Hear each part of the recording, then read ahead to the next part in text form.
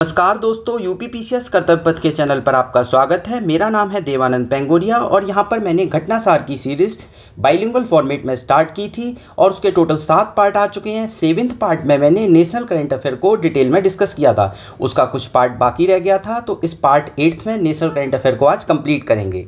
तो देखिए, जो जिसके पास घटनासार की इस समय बुक है उसके पेज नंबर 28 से मैं स्टार्ट कर रहा हूँ। और आज का पहला करंट अफेयर ये है कि उपग्रह इनसेट 3DS का सफल प्रक्षेपण किया गया। मतलब जो सैटेलाइट है इनसेट 3DS उसको लॉन्च किया गया है। और ये कौन सी जनरेशन का सैटेलाइट है? 3rd जनरेशन का। ये तो आपको पता ही होगा, ये सैटेलाइट कौन लॉन्च करता है इंडिया में? तो इसरो की फुल फॉर्म क्या है? Indian Space Research Organisation. ठीक है, अब ये किससे लॉन्च किया गया है? तो GSLV F-14 से। ये नाम याद रखना है, GSLV F-14 से इसको लॉन्च किया गया है। और इसको किस नाम से जाना जाता है? Mature boy GSLV। अब इसको मैच्योर बॉय GSLV के नाम से क्यों जाना जाता है? क्योंकि इसका फेलियर रेट बहुत कम है, इवन इसका कोई फेलियर हुआ ही नहीं है शायद, इसलिए इसको किस नाम से जाना जाता है? Mature boy GSLV। तो याद रखना ये। ठीक है, अब ये किसने कहा था? तो इसरो के प्रमुख कौन है? सबको पता है, एस सोमनाथ। ठीक है, अब आगे बात करते हैं। देखिए, इस साल 2024 में ये इसरो की दूसरी सफल सैटेलाइट लॉन्च थी। तो पहला क्या था? PSLV C-58 से एक्सपोसैट को लॉन्च किया गया। इसको हम डिटेल में आगे पढ़ेंगे कि PSLV C-58 से एक्सपोसैट क्या है। ठीक है, जिसको लॉन्च किया गया था। तो अब बात करते हैं इनसेट 3DS की। इनसेट 3DS से हमें क्या फ़ायदा होगा? तो वेदर से रिलेटेड हमें जानकारी मिलेगी, मौसम से रिलेटेड जानकारी मिलेगी, बर्फ़ की कितनी गहराई है, आग, हवा, पानी, बारिश, इन सब के बारे में इस सैटेलाइट से जानकारी ली जा सकती है। इसका मतलब भविष्य में हमारे पास डेटा इकट्ठा हो जाएगा। अब उस डेटा को हम एनालाइज करने के लिए यूज़ कर सकते हैं। ठीक है, और अच्छी डिसीजन मेकिंग कर सकते हैं। अब बात करते हैं इनसेट 3DS। इसका वेट इंपॉर्टेंट है। देखिए, वेट एग्जाम में पूछा जाता है, तो हम याद करते हैं। मैंने आपको कई बार तरीका बताया है कि कोई भी नंबर आपके सामने आए, जैसे बजट का नंबर आए, तो कैसे याद करना है? तो सबसे पहले आपको ये पता है 4 डिजिट नंबर है। कितने डिजिट? तो ऐसे 4 मार्क कर लिया आपने। अब लिखा कि अच्छा 2 है, उसके बाद नंबर क्या आता है? 3 है क्या इसमें? नहीं है। 4 है, अच्छा 4 यहाँ लिखा हुआ है, फिर 5 6 7। तो इस तरीके से आपको ऐसे करके नंबर लिखना है, तो आपको दिमाग में ये फीड हो जाएगा, अच्छा मैंने इनसाइड 3DS पढ़ा था, उसमें 3 डिजिट कहीं नहीं थी। अगर ऑप्शन में कहीं 3 डिजिट दिखेगा तो आप एलिमिनेट कर दोगे। ठीक है, तो इस तरीके से आपको नंबर को याद कर रखना है। अब बात करते हैं इनसाइड 3DS। इसका कार्यकाल क्या है? तो 10 साल के लिए। तो हमने 2 आंकड़े याद किए। इनसाइड 3DS GSLV F-14 से लॉन्च किया गया था, इसका वेट याद किया, और कितने साल के लिए? 10 साल के लिए। ठीक है, अब इसको किस ऑर्बिट में लॉन्च किया गया है? ये भी इंपॉर्टेंट रहता है। तो इसको किस में लॉन्च किया गया है? जियो सिंक्रोनस ट्रांसफर ऑर्बिट। इसको हम क्या बोलते हैं? शॉर्ट फॉर्म में GTO में लॉन्च किया गया है। इसकी जो हाइट है, वेरी वेरी इंपॉर्टेंट, कई लोगों को याद होती है। अगर जो भी वीडियो सुन रहा है उसको याद नहीं है तो याद करें, 35,786। इसको याद करना ही करना है। GTO की हाइट अर्थ से कितनी है? अर्थ की सरफेस से 35,786। देखिए 786 काफ़ी लकी नंबर भी माना जाता है, तो इस तरीके से भी आप याद रख सकते हैं। तो हमने इनसाइड 3DS को कंप्लीट किया। अगले करंट अफेयर पे चलते हैं कि मराठाओं के 12 किले, मतलब मराठाओं के जो फोर्ट हैं उनके 12 किलों को विश्व धरोहर सूची के लिए नामांकित किया गया है। मतलब वर्ल्ड हेरिटेज साइट बनाने के लिए यूनेस्को की श्रेणी में नामांकित किया गया है। कितने? मराठाओं के 12 फोर्ट को। अब इन 12 फोर्ट से हमें क्या पता लगता है कि मराठाओं के पास बहुत सैन्य शक्ति थी, मतलब आर्मी की पावर थी मराठाओं के पास। अब इन 12 जो फोर्ट हैं इनके नाम हमें पता होने चाहिए। अगर आपको पता होगा तो एग्जाम में आपका क्वेश्चन सही हो जाएगा। तो देखिए, इसमें एक तो बहुत इजी है याद करना। तमिलनाडु में क्या है? जिंजी किला। अब कैसे याद रखोगे? तमिलनाडु का मिल उठा लो। हम मिलने किससे गए? जीजा जी से मिलने गए। किससे? जीजा जी से मिलने गए। तो जिंजी का जीजा जी और तमिलनाडु का मिल, तो जीजा जी से मिलने गए, तो जिंजी क्या हो गया? तमिलनाडु।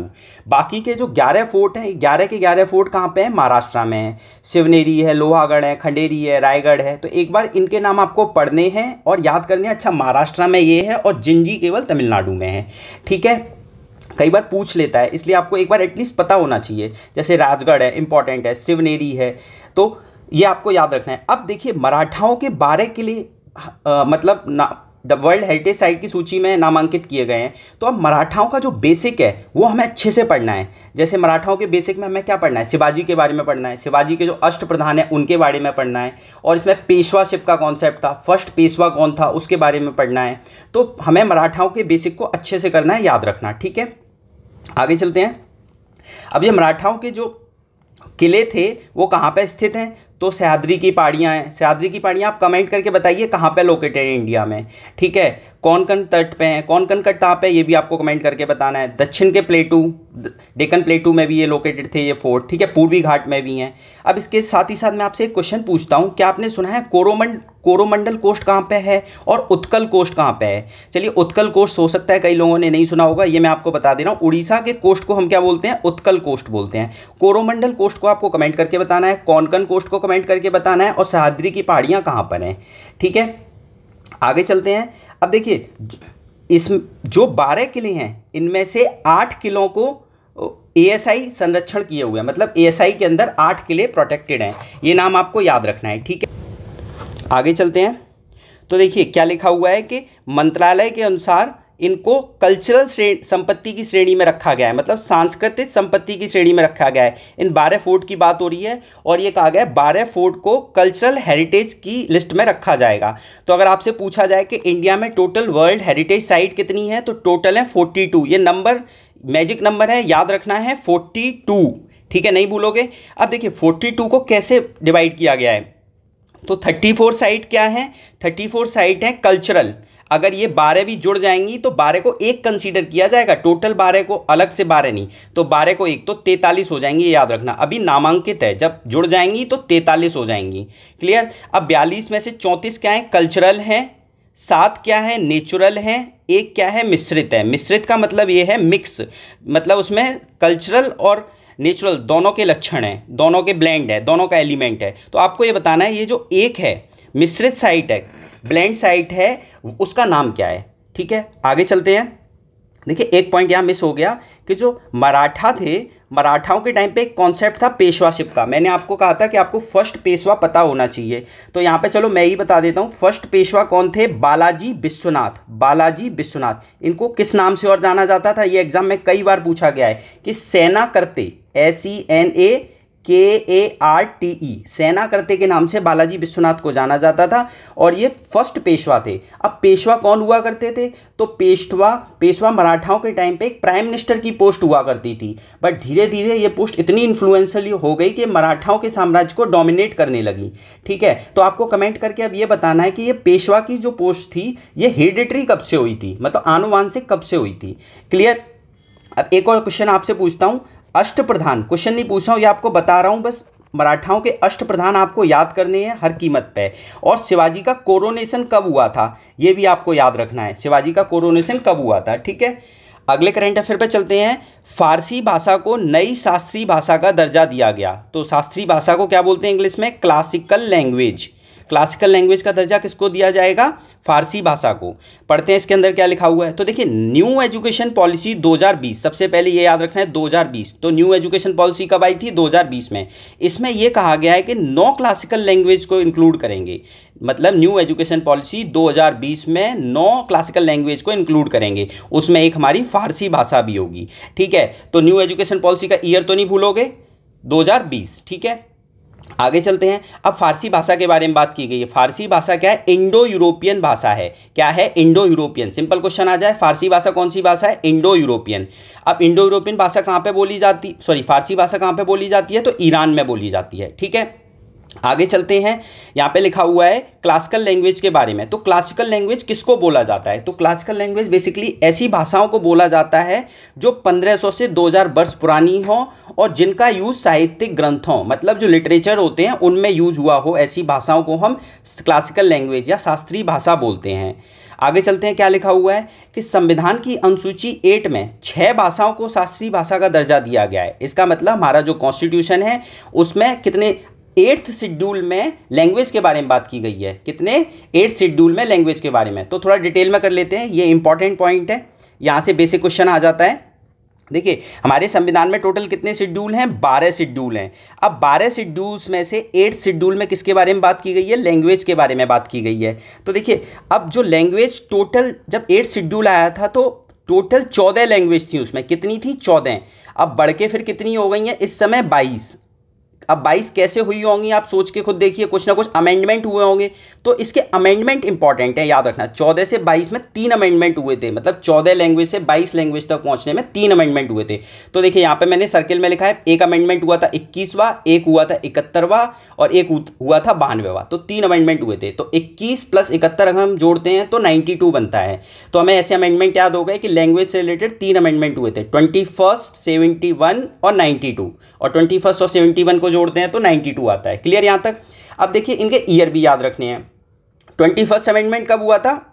1967 में, भूलना नहीं है, यहाँ मैंने ऊपर की तरफ लिखा है 1967 में। उसके बाद 71 अमेंडमेंट कब हुआ था? 1992 में। और 92 अमेंडमेंट कब हुआ था? 2003 में। भूलने नहीं है ईयर, एक बार पूछा हुआ है यूपीएससी में सिंपल क्वेश्चन कि 1967 अमेंडमेंट, 1967 ईयर में जो अमेंडमेंट हुआ था उससे कौन सी लैंग्वेज ऐड हुई थी। ठीक है, तो ये ईयर आपको याद रखने हैं, 21, 71, 92 और इनके ईयर।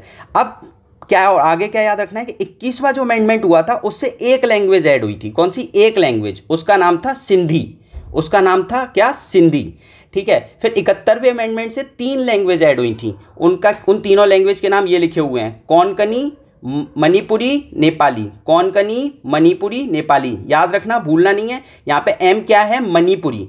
ठीक है, आगे चलते हैं। 92 से 4 लैंग्वेज ऐड हुई थी। उसका कोड नेम है BDMS, बोडो, डोगरी, मैथिली, सांथली। तो एम से क्या है? क्या? मैथिली। ठीक है, अब मैं यहाँ एम पे बहुत ज़्यादा फोकस कर रहा हूँ, उसके पीछे कारण है। कारण ये है कि ये यहाँ पे एम पे मैथिली है जो कि 92 से ऐड हुआ, और यहाँ पे एम पे मणिपुरी है जो 71 से ऐड हुआ। अभी रिसेंटली यूपीएससी 2024 का जो एग्जाम हुआ था उसमें क्वेश्चन पूछा गया था कि 71st कॉन्स्टिट्यूशनल अमेंडमेंट एक्ट से कौन कौन सी लैंग्वेज ऐड हुई। तो वहाँ पे 3 ऑप्शन तो KMN थे, कोंकणी, मणिपुरी, नेपाली, एक मैथिली लिखा हुआ था। तो एग्जाम में कन्फ्यूज़न हो गया था, आपको कन्फ्यूज़न नहीं रखना है। लास्ट वाले में मैथिली है और पहले इससे जो 71st वाला है उसमें मणिपुरी है। ठीक है, यहाँ तक क्लियर हुआ? ईयर भी याद रखोगे। तो 14 के बाद एक 1967 में एक जुड़ी 15, और उसके बाद 3 जुड़ी 16, 17, 18, और इधर 4 जुड़ी तो 22। टोटल कितनी हो गई? 22 हो गई। ऐसे ये इंपॉर्टेंट है, इसलिए यहाँ पे टाइम लिया है, याद रखना है। आगे चलते हैं। अब देखिए इन 22 लैंग्वेज में से 6 लैंग्वेज को ऑलरेडी क्लासिकल लैंग्वेज का दर्जा दिया जा चुका है, मतलब शास्त्रीय भाषा का दर्जा दिया जा चुका है। तो क्वेश्चन पूछा जाता है कि वो 6 शास्त्रीय भाषाएं कौन सी हैं, तो उनके नाम पता होने चाहिए, साथ ही साथ ईयर भी याद रखनी है, क्योंकि यूपीएससी में इस ईयर से भी क्वेश्चन आया हुआ है। तो यूपीपीसीएस कई बार रिपीट कर लेता है, इसलिए मैंने यूपीएससी की एक प्रेडिक्शन सीरीज भी स्टार्ट की है कि यूपीपीसीएस कैसे यूपीएससी के क्वेश्चन को रिपीट करता है। तो अगर आपने नहीं देखा है तो प्लीज़ एक बार जाकर देखिए, आपको बहुत फ़ायदा होगा उससे। ठीक है, अब बात करते हैं पहली क्लासिकल लैंग्वेज कौन सी थी? तमिल भाषा। क्या? पहली क्लासिकल लैंग्वेज किसको डिक्लेयर किया गया? तमिल भाषा को, और 2004 में। तो आप कैसे याद रखोगे? अभी मैंने ऊपर तमिलनाडु का एक किला बताया था कि जीजाजी से मिलने गए, तो यहाँ पे याद रखो मिल वर्ड। तमिलनाडु जब भी आए तो उसका निमोनिक्स आपको बनाना है मिलना। अब मिला क्या? शास्त्रीय भाषा का दर्जा मिल गया इनको। तो कब मिला? 2004 में। यहाँ तक याद रखोगे। आगे बाकी और भाषाएं क्या हैं? संस्कृत भाषा है, वो 2005 में दर्जा दिया गया। 2008 में 2 भाषाओं को दर्जा दिया गया, कन्नड़ और तेलुगु। अब कैसे याद रखोगे? 2008 में 2 को दिया गया, तो 8 को 2 में काटो, देखो बराबर बराबर कट रहा है, तो याद रखना। अच्छा, 2 भाषाओं को दर्जा दिया गया, एटलीस्ट कुछ तो याद हो रहा है ना। ऐसे तरीके आपको डिवाइस करने हैं। क्लियर? तो कन्नड़, तेलुगु। आगे चलते हैं। 2013 में मलयालम भाषा। 2013 में क्या? मलयालम भाषा। ठीक है, और 2014 में उड़िया भाषा। अब देखो 2014 में उड़िया भाषा को जब दर्जा दिया गया था, तो 2015 में यूपीएससी ने क्वेश्चन पूछा था कि रिसेंटली किस क्लासिकल लैंग्वेज को, मतलब किस लैंग्वेज को क्लासिकल लैंग्वेज का दर्जा दिया गया है। ये शायद 2015 या 16 में पूछा था। ठीक है, तो क्या आंसर होता है उस समय? उड़िया आंसर हो गया। तो इसलिए ये इंपॉर्टेंट था, याद रखना है। मैंने थोड़ा बेसिक जानबूझ के मतलब अच्छे से कवर कराया है कि यहाँ पे आपका टाइम भी लिया है, बट इसको ध्यान से आप करके नोट डाउन कर लेना। क्लियर? अगले क्वेश्चन पे चलते हैं। देखिए, Boeing India engineering and technology centre का उद्घाटन किया गया है, तो कहाँ पे किया गया है? बेंगलुरु में। तो कैसे याद रखोगे? बोइंग का बी उठाया, बेंगलोर का बी उठाया, तो बी बन गया यहाँ पे। तो बोइंग बेंगलुरु। ठीक है, अब बोइंग ने जो बेंगलुरु में सेंटर बनाया है, कितने रुपए में बनाया है? 1600 करोड़ रुपए का सेंटर बनाया है बेंगलोर में। अब बोइंग क्या है? बोइंग एक मल्टीनेशनल कंपनी है। कहाँ की है? यूएसए की कंपनी है, ये याद रखना है। बोइंग कहाँ की कंपनी है? यूएसए की। और क्या बनाती है? हवाई जहाज का निर्माण करती है, एयरप्लेन वगैरह बनाती है, और मल्टीनेशनल कंपनी है। ठीक है, इतना याद रखोगे। अब बाहर से कोई इन्वेस्टमेंट इंडिया में आ रहा है, बेंगलोर में आ रहा है, तो इससे क्या होगा? रोजगार बढ़ेगा, इकोनॉमिक ग्रोथ होगी, याद रखना है, एम्प्लॉयमेंट बढ़ेगा। तो इसी की तर्ज पे हमारे मोदी जी ने, प्राइम मिनिस्टर जी ने क्या किया, बोइंग सुकन्या कार्यक्रम लॉन्च कर दिया। बोइंग सुकन्या कार्यक्रम, सुकन्या क्या होती है, लड़कियों को बोला जाता है सुकन्या, गर्ल, ठीक है। अब देखिए इससे क्या होगा, इस कार्यक्रम से जो लड़कियां हैं उनको एरोस्पेस मतलब विमान के क्षेत्र में उनका पार्टिसिपेशन बढ़ेगा इस स्कीम से। और इस स्कीम में क्या किया जाएगा, महिलाओं की भागीदारी मतलब वुमेन के पार्टिसिपेशन को स्टेम के क्षेत्र में, स्टेम मतलब एस से साइंस, टी से टेक्नोलॉजी, ई से इंजीनियरिंग, एम से मैथ, यहाँ पे हिंदी में लिखा हुआ है विज्ञान, प्रौद्योगिकी, इंजीनियरिंग एंड गणित के क्षेत्र में महिलाओं की भागीदारी को बढ़ाना। तो इसकी शॉर्ट फॉर्म क्या हो जाती है, स्टेम। स्टेम के क्षेत्र में हमें महिलाओं की भागीदारी को बढ़ाना है, पार्टिसिपेशन को। क्लियर। तो हमने बोइंग याद किया, बोइंग से बेंगलोर, ठीक है। अगले करंट अफेयर पे चलते हैं। उच्च शिक्षा पर अखिल भारतीय सर्वेक्षण 2021-22 आया है। ये टॉपिक इंपॉर्टेंट नहीं है, मेंस के प्रोस्पेक्टिव से इंपॉर्टेंट है। बस इसमें एक ही चीज़ याद रखनी है कि All India Survey of Higher Education कब स्टार्ट हुआ था, 2011 से प्रतिवर्ष आ रहा है। तो ईयर याद रखिए। और कौन निकालता है, मिनिस्ट्री ऑफ एजुकेशन निकालती है, सिंपल, मिनिस्ट्री ऑफ एजुकेशन निकालती है, इतना याद रखना है बस। बाकी इसमें कोई इंपॉर्टेंट नहीं है, मैंने इसलिए इसको काट दिया है, ठीक है। तो हम केवल इंपॉर्टेंट चीज़ें ही कर रहे हैं जो एग्जाम में आ सकती हैं। अगला करंट अफेयर, मुंबई में ट्रांस हार्बर लिंक का उद्घाटन किया गया। तो ट्रांस हार्बर लिंक जिसको कि अटल सेतु के नाम से भी जाना जाता है, कहाँ पे बन रही है, मुंबई में, ठीक है। याद रखना, सबसे पहले जो हम हेडिंग पढ़ते हैं ना उसी में क्वेश्चन छिपा होता है और कई बार हम उसको इग्नोर कर देते हैं और बड़ी बड़ी चीज़ें पढ़ लेते हैं। तो नहीं, सबसे पहले ऊपर ही याद रखेंगे मुंबई में बना है अटल सेतु, ठीक है। इसका उद्घाटन किसने किया, मोदी जी ने किया। इसका पूरा नाम क्या है, अटल सेतु नावा सी लिंक, यहाँ पे सी मतलब ऐसी है, समुद्र की बात हो रही है। क्लियर। इसकी लेंथ कितनी है, 22 किलोमीटर। अब देखो यहाँ पे फंस गए आपने 22 किलोमीटर यहाँ पढ़ा, आगे बढ़ गए, बट एक्चुअल लेंथ इसकी क्या है, 21.8। ये याद रखना है, 21.8। क्यों याद रखना है, क्योंकि देखिए एक बार अटल टनल बना था, अटल टनल जब बना था लद्दाख में, जम्मू कश्मीर में सॉरी, तो अटल टनल जब बना था तो उसकी लेंथ पूछी हुई थी, ठीक है, एग्जाम में, यूपी पीसीएस में, और भी कई एग्जाम में पूछी गई थी। तो अब ये अटल सेतु बना है, कहाँ बना है, मुंबई में। इसकी लेंथ 21.8 किलोमीटर, भूलना नहीं है। और भारत देश में समुद्र के ऊपर पहला कोई इतना बड़ा पुल है। क्लियर। भारत देश में ऐसा सबसे बड़ा पुल बना है, याद रखना, जो देश में समुद्र पर बना सबसे बड़ा लंबा सेतु है। क्लियर। आगे चलते हैं। अब जो 21.8 किलोमीटर है इसको तोड़ के देखना है। तोड़ के कैसे देखना है कि समुद्र पे कितने किलोमीटर बना हुआ है और लैंड पे कितने किलोमीटर। तो समुद्र पे 16.5 और 5.5 याद रखना, भूलना नहीं है, एग्जाम में कई बार पूछा जाता है, तो बिल्कुल याद रखना, ठीक है। और ये कितने लेन है, देखिए कितने लेन भी इंपॉर्टेंट होता है। कितने लेन है, 6 लेन है, कई बार 4 लेन, 6 लेन, 8 लेन, 14 लेन पूछ लेता है। अगर यहीं आपसे एक क्वेश्चन पूछूं, भारत देश में 14 लेन का हाईवे बना है, क्या आप कमेंट करके बता सकते हैं 14 लेन का हाईवे कहाँ बना है? चलो एक आपको हिंट देता हूँ, यूपी से लिंक है ये और नॉर्थ इंडिया में है। चलो ठीक है, कमेंट करके बताना 14 लेन का हाईवे कहाँ है, क्योंकि ये एग्जाम में पूछा गया किसी यूपीएससी के।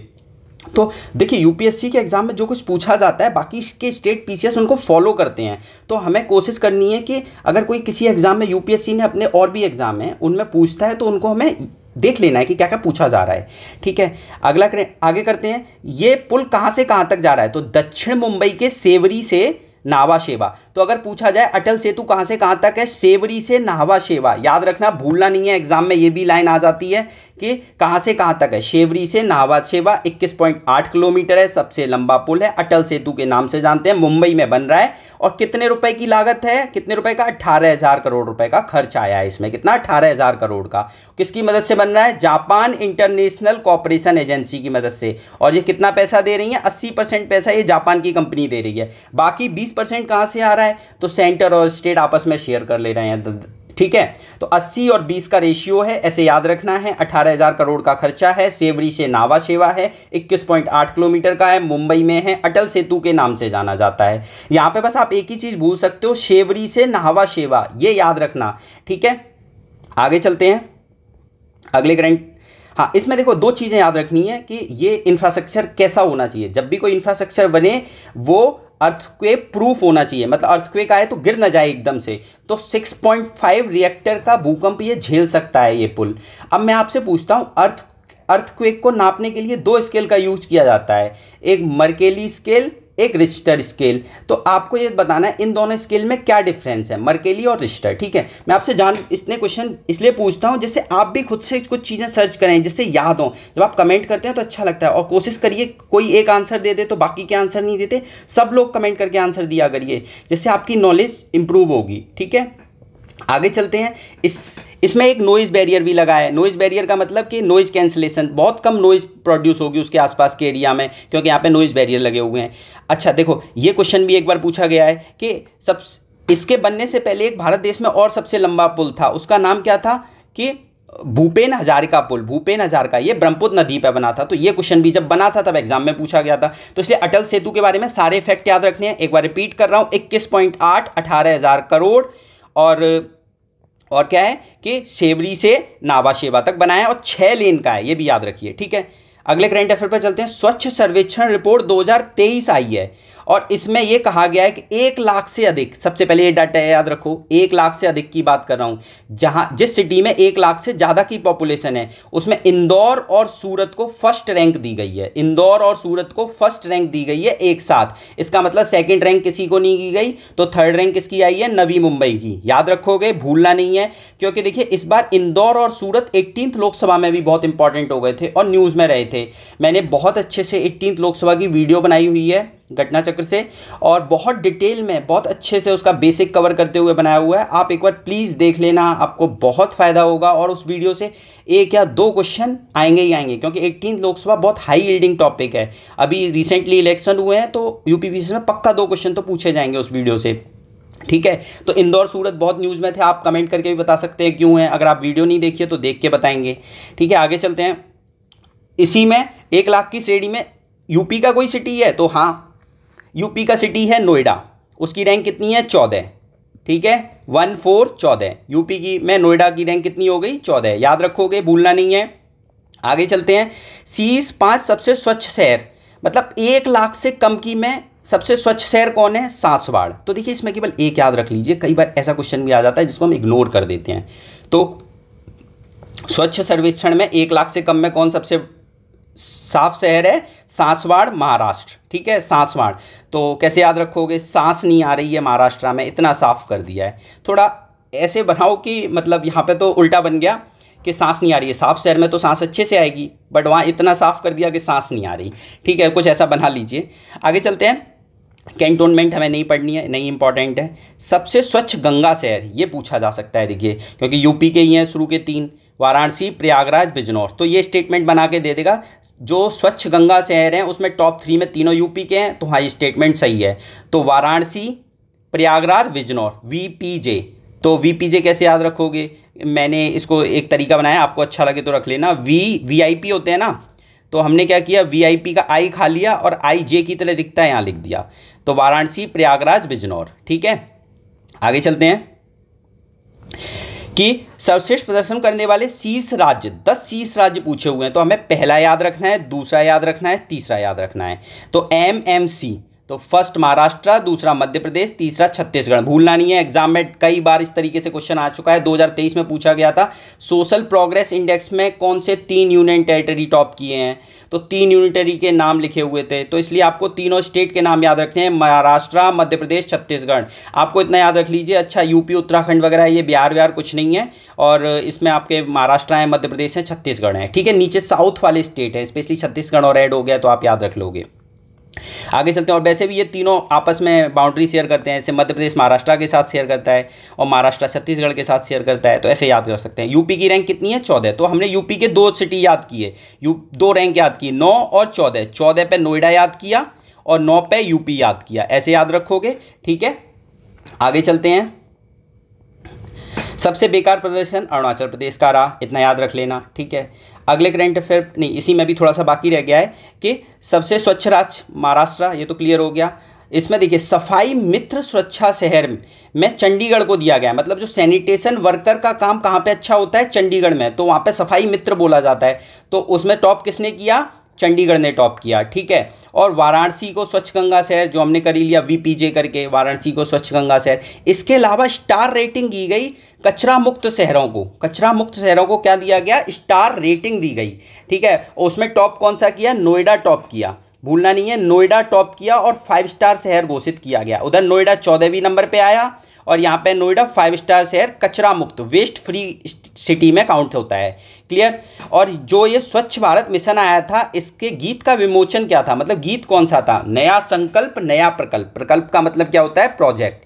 ठीक है, तो नया संकल्प नया प्रकल्प, ये आवाज़ किसने दी? कैलाश खेर ने। तो इतना स्वच्छ सर्वेक्षण में याद रखना है, इससे बाहर नहीं आएगा। ठीक है, अगले करंट अफेयर पे चलते हैं। भारत का पहला एक्सरे पोलरीमीटर उपग्रह लॉन्च किया गया। मैंने आपको ऊपर बताया था कि एक्सरे पोलरीमीटर लॉन्च किया गया है किससे? PSLV C58 से। ठीक है, अब याद क्या रखना है कि जो एक्सरे पोलरीमीटर है इसका नाम क्या है?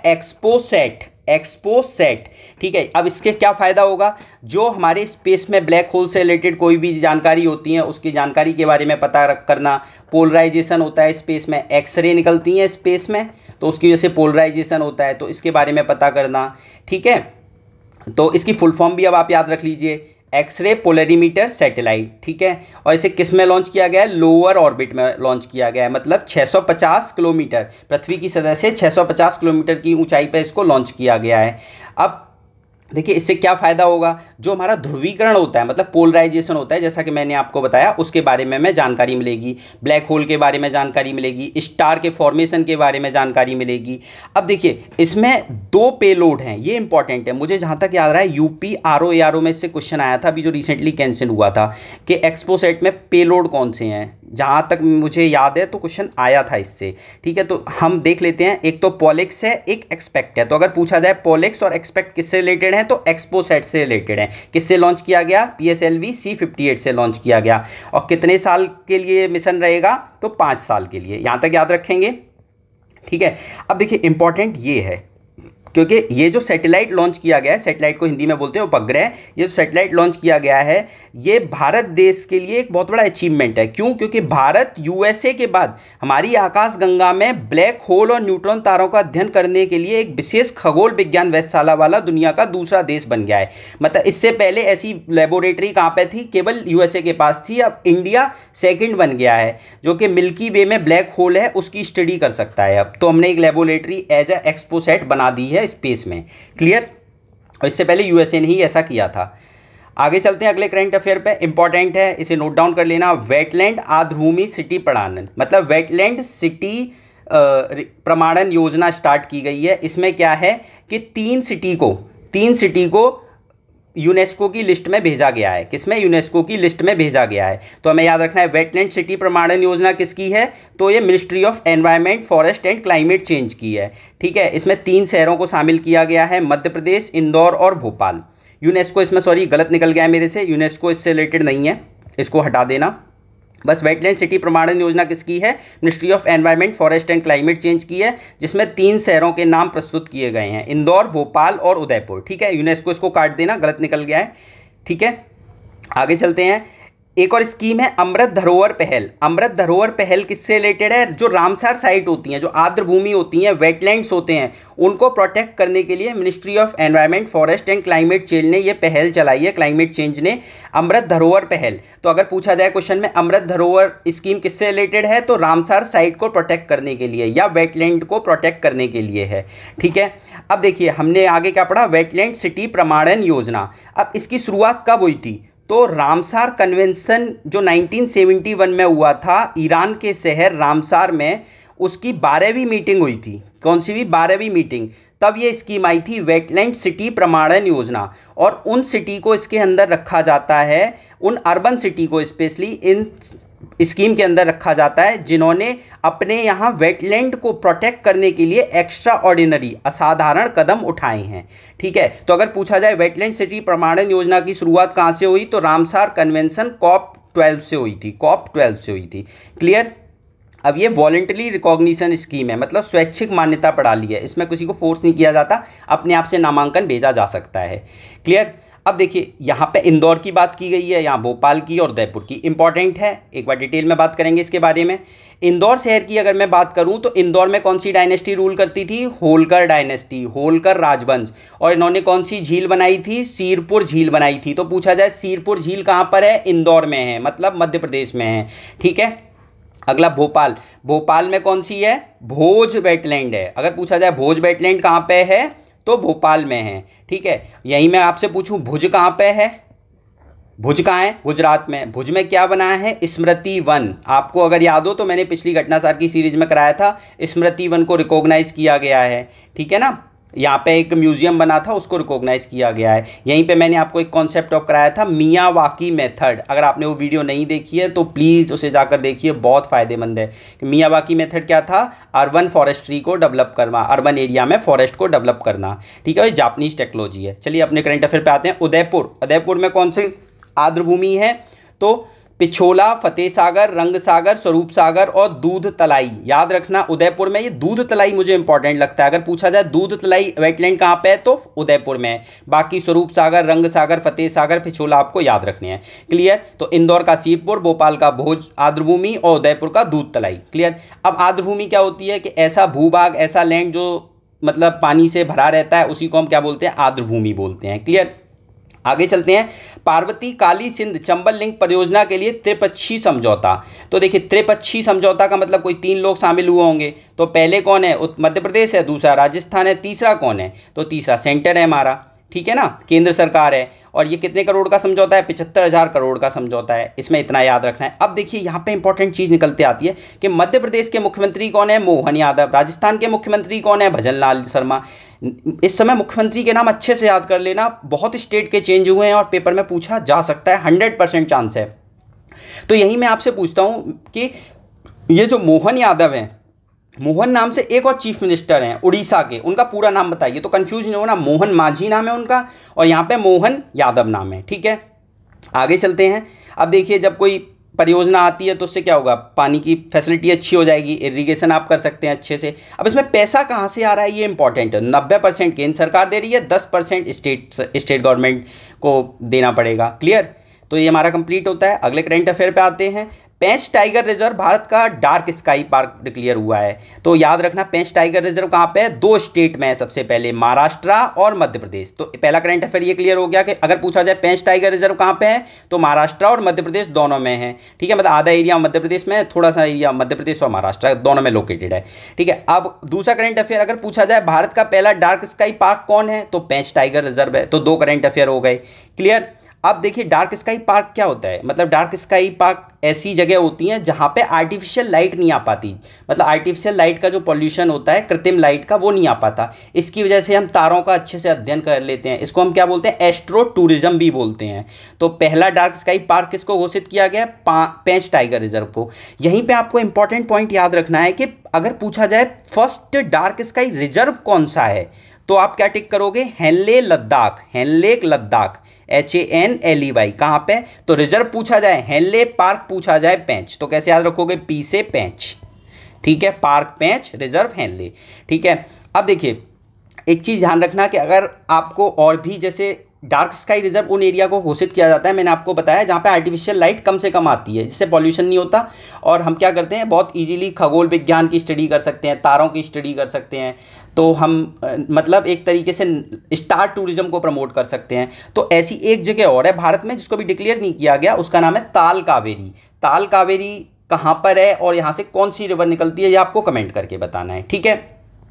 अगले करंट अफेयर पे चलते हैं। IUCN ने पहली बार हिमालय वोल्फ का मूल्यांकन किया। मतलब IUCN की फुल फॉर्म क्या है, international union of conservation of nature, ठीक है ना। इन्होंने क्या किया, हिमालयन वुल्फ की स्टडी की और कहा ये तो वल्नरेबल कैटेगरी में, भाई ये तो खतरे में है, वल्नरेबल है, वल्नरेबल है। याद रखना इसका स्टेटस पूछा जाता है। इसको तिब्बती भेड़िया के नाम से भी जाना जाता है और ये कहाँ मिलता है, लद्दाख में मिलता है और हिमाचल प्रदेश में मिलता है। तो बस इतना याद रखना, IUCN ने हिमालयन वुल्फ स्टडी की और वल्नरेबल घोषित कर दिया। तिब्बतिया भेड़िया के नाम से भी जाना जाता है, लद्दाख और हिमाचल प्रदेश में ये इंडिया में मिलता है, ठीक है। अगले करंट अफेयर पे चलते हैं। मोदी जी ने तालाबीरा थर्मल पावर प्रोजेक्ट की आधारशिला रखी। तो आप ये देखिए तालाबीरा कहाँ पे है, उड़ीसा में है। कहाँ है, उड़ीसा में, याद रखना है। अब याद कैसे रखोगे, अभी 18th लोकसभा हुई थी, 18 लोकसभा में इलेक्शन हुए उड़ीसा में, तो उड़ीसा में नई सरकार चुन के आई, तो नवीन पटनायक जी की सरकार का ताला बंद हो गया, मतलब हार गए वो, और नई सरकार चुन के आई मोहन मांझी की, जो कि मैंने आपको ऊपर क्वेश्चन भी पूछा था। तो इस पर मैंने वीडियो भी बहुत अच्छे से बनाई है, एक बार ज़रूर देख लेना, रिक्वेस्ट कर रहा हूँ, बहुत फ़ायदा होगा आपको एग्ज़ाम में। 18th लोकसभा पे जो वीडियो है, ठीक है। तो नवीन पटनायक जी का ताला बंद हो गया, तो तालाबाड़ी थर्मल पावर प्रोजेक्ट कहाँ पे है? उड़ीसा में है, ठीक है। और नई सरकार चुन के आई है, वहाँ पहले भी नवीन पटनायक जी की सरकार थी, अब भाजपा की सरकार आई है, ठीक है। अगले करंट अफेयर पे चलते हैं। यहीं पे देखो एक और चीज़ याद रखना कि जब आपने तालाबीरा प्रोजेक्ट पढ़ा है, ये एक हमने पिछली वीडियो में जाना था गुप्तेश्वर बायोडायवर्सिटी रिजर्व कहाँ पे है, ये भी न्यूज़ में है, ठीक है। तो गुप्तेश्वर आपको याद रखना है और ये तालाबाड़ी याद रखना है, ठीक है। बस अलग अलग, ये थर्मल पावर प्रोजेक्ट है और गुप्तेश्वर बायोडायवर्सिटी रिजर्व है, क्लियर। आगे चलते हैं। गुप्तेश्वर मुझे आपको यहाँ बताना था, यहाँ बता दिया गलती से, सॉरी, अगले करंट अफेयर में बताऊँगा। आगे चलते हैं। महाराष्ट्र के सांगली जिले में नए अटपाड़ी कंजर्वेशन रिजर्व की घोषणा की गई। नए अटपाड़ी कंजर्वेशन रिजर्व की घोषणा की गई। तो अटपाड़ी कंजर्वेशन रिजर्व कहाँ पे है? महाराष्ट्र में है। अब देखो कंजर्वेशन रिजर्व आया, अब मैं आपसे पूछता हूँ गुप्तेश्वर बायोडायवर्सिटी रिजर्व कहाँ पे है? तो ये उड़ीसा में है। तो ये दोनों साथ ही साथ पढ़ना, मैंने पिछली वीडियो में बता चुका हूँ कई बार। गुप्तेश्वर कहाँ पे है? उड़ीसा में। अटपाड़ी कंजर्वेशन रिजर्व कहाँ पे है? महाराष्ट्र में, ठीक है। इतना याद रखोगे। यहाँ पे एक और चीज़ लिखी हुई है, मालधोक बर्ड सेंचुरी पक्षी अभ्यारण्य कहाँ है? तो ये भी हमारा महाराष्ट्र में। मालधोक से एम ऐसे याद कर लीजिए, महाराष्ट्र में, ठीक है। अगले करंट अफेयर पे चलते हैं। अंबेडकर की सबसे ऊंची प्रतिमा स्टैचू ऑफ सोशल जस्टिस का उद्घाटन किया गया। तो अंबेडकर की प्रतिमा स्टैचू ऑफ सोशल जस्टिस का उद्घाटन कहाँ पे किया गया? आंध्र प्रदेश के विजयवाड़ा में। तो देखिए इसमें 3 क्वेश्चन बनते हैं। स्टैचू ऑफ सोशल जस्टिस किससे रिलेटेड है? भीमराव अंबेडकर जी से रिलेटेड है। कहाँ पे इनकी मूर्ति बनी है? आंध्र प्रदेश में मूर्ति बनी है, ठीक है। अब मैंने क्यों इस पर जोर दे रहा हूँ? क्योंकि एक बार स्टैचू ऑफ पीस बना था, तो यूपी बीसीएस ने क्वेश्चन में पूछ लिया, 2022 में शायद पूछा था स्टैचू ऑफ पीस कहाँ बना था? तो राजस्थान में बना था। इससे याद रखना है यहाँ पे स्टैचू ऑफ सोशल जस्टिस किसके लिए? भीमराव अंबेडकर के लिए है, ठीक है। कहाँ बना? आंध्र प्रदेश के विजयवाड़ा में बना, क्लियर। अगर यहीं पे देखिए ये स्टैचू ऑफ सोशल जस्टिस किसने बनाया है? रामवज्जी सुतार ने बनाया है। तो राम सुतार जी ने बनाया है। ये कौन है? मूर्तिकार है, मतलब स्कल्पचर है, मूर्ति वगैरह बनाते हैं। साथ ही साथ जो सरदार पटेल की मूर्ति है, ये भी इन्होंने बनाई है। तो सरदार पटेल की कौन सी मूर्ति की बात हो रही है जो बहुत न्यूज़ में है? स्टैचू ऑफ यूनिटी किसकी है? सरदार पटेल जी की है, ठीक है। कहाँ पे है ये? कमेंट करके बताइए स्टैचू ऑफ यूनिटी कहाँ पर है, क्लियर। आगे चलते हैं। भारत का पहला ग्राफीन केंद्र, वेरी वेरी इंपॉर्टेंट, कहाँ पे बना है? केरल में बना है, त्रिशूर, केरल, ठीक है। केरल के त्रिशूर में। अब देखिए यहाँ पे मैंने बहुत कुछ लिखा है, मैं आपको एक बार अच्छे से बताना चाहता हूँ, क्योंकि इससे 2018 में भी क्वेश्चन आया था, ग्रेफीन से 2019 में भी क्वेश्चन आया था, तो वो क्वेश्चन ही आपसे डिस्कस कर ले रहा हूँ। देखिए ग्रेफीन क्या है? It is a allotrope of carbon, मतलब कार्बन का अनुरूप होता है, ठीक है।